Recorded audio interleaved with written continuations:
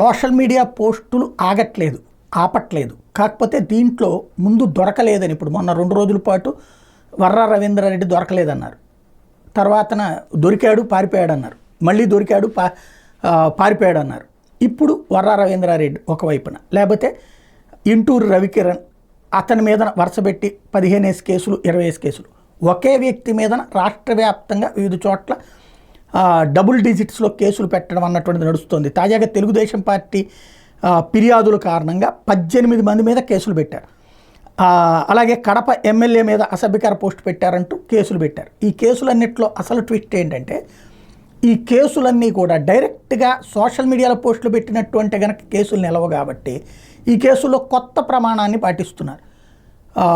ఏది organised crime అని చెప్పేసి, లేదంటే కనుక SC ST కేసులు, లేదంటే ఏదో ఒక విచిత్రమైనటువంటి సెక్షన్ల కింద కేసులు పెట్టే కార్యక్రమం నడుస్తుంది.